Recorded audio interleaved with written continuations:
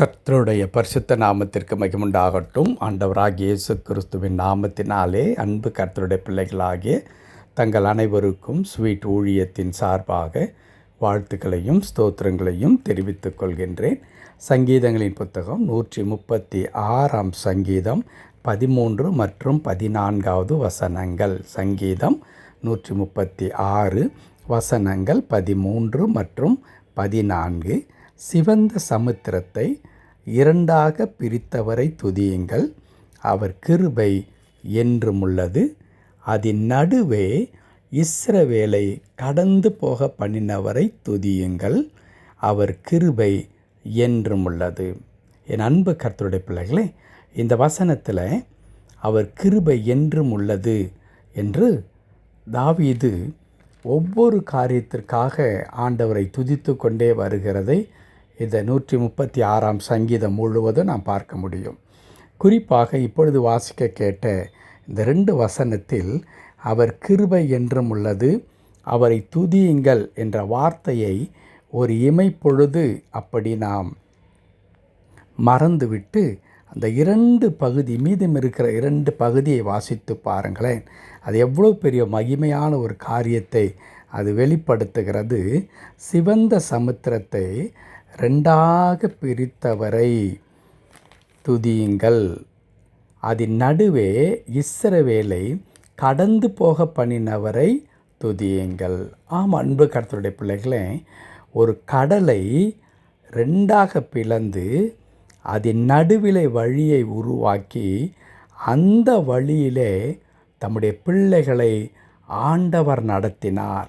ஆகையால் கர்த்தருடைய தாசன் சொல்லுகிறார், நீங்கள் அவரை துதியுங்கள், அந்த ஆண்டவருடைய கிருபை என்றும் உங்களோடு கூட இருக்கிறது என்று சொல்லி, நமக்காக யாவற்றையும் செய்து முடிக்கிற கடவுள் என்று ஆண்டவர் சொல்லி கொடுக்கிறாரே, அது ஏதோ ஒரு வெறுமையான வார்த்தை ஜாலம் நிறைந்த ஒன்று அல்லவே அல்ல. இஸ்ரவேல் மக்களை நீங்கள் புறப்பட்டு வாருங்கள், உங்கள் அடிமைத்தன வீடாகிய இந்த எகிப்திலிருந்து நான் உங்களுக்கு கொடுக்க போகிற தேசம் அது பாலும் தேனும் ஓடுகிற தேசம், அது விளைச்சல் நிறைந்த தேசமாய் அது இருக்கிறது. அங்கே நீ நடாத தோப்புகளையும் வெட்டாத கிணற்றையும் கட்டாத வீடுகளையும் சுதந்தரித்து கொண்டு என்னுடைய தயவில் நீங்கள் செல்வமாய் வாழப்போகிறீர்கள் என்று கடவுள் வாக்கு கொடுத்து இஸ்ரவேல் மக்களை அழைத்து வருகிறார். அப்படி வருகிற வழியில் சிவந்த சமுத்திரம் எதிரே நிற்கின்றது. அதை தாண்டி மக்கள் போக வேண்டும். மக்களால் இயலவில்லை.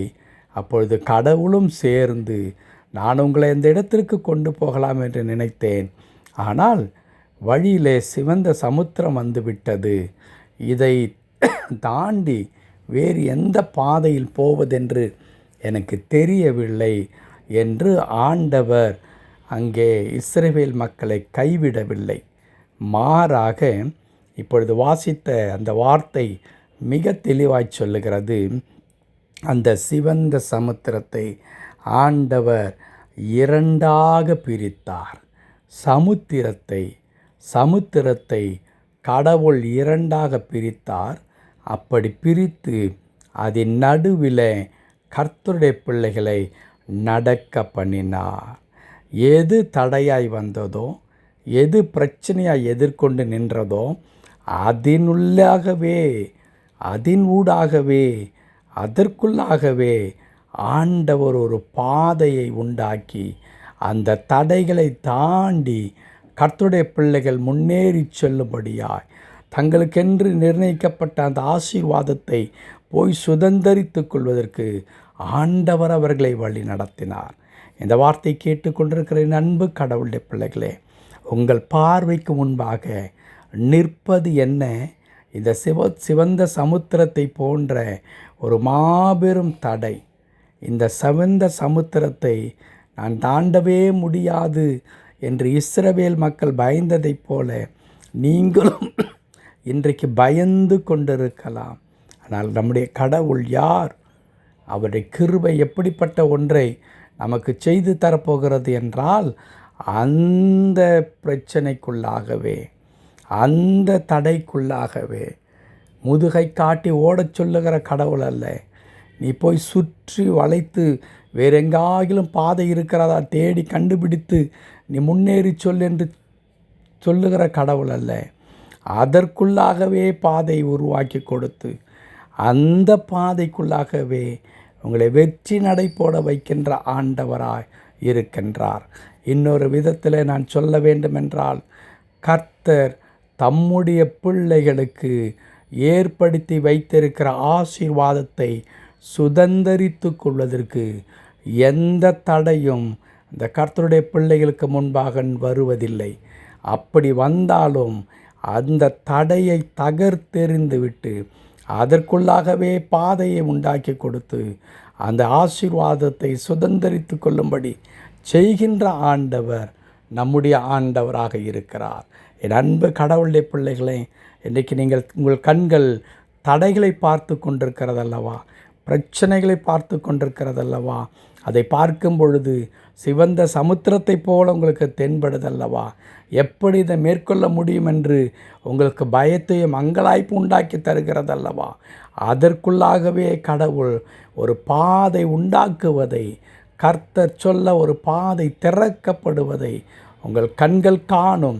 அதன் வழியாகவே நீங்கள் பிரவேசித்து உங்களுடைய ஆசீர்வாதத்தை நீங்கள் பெற்றுக்கொள்ளப் போகிறீர்கள். தடைகளுக்குள்ளாகவே, பிரச்சனைக்குள்ளாகவே ஒரு தீர்வை உண்டாக்கி தருகிற கடவுள் நம்முடைய கடவுளாக இருக்கிறார். ஆகையால் பயப்படாதிருங்கள். உங்களுடைய பிரச்சனை ஒரு நாள் விலகி உங்களுக்கு வழிவிடும். எந்த சூழ்நிலையிலும் உங்களுடைய ஆசீர்வாதத்தை தடுக்கவும் முடியாது. உங்களுடைய முன்னேற்றத்தையும் உங்கள் பயணத்தையும் முற்றுப்புள்ளி வைத்து முடக்கவே முடியாது. ஏனென்றால் வாக்குத்தத்தம் கொடுத்து அழைத்து செல்லுகிறவர் அண்ட சராசரங்களை உருவாக்கின கடவுள். கர்த்தர் தாமே உங்களுக்கு சொன்னதை செய்யும் அளவும் உங்களை கைவிடாதிருந்து மாபெரும் அதிசயங்களையும் அற்புதங்களையும் செய்து உங்களை தொடர்ந்து வழி நடத்துவாராக. ஆமேன், ஆமேன்.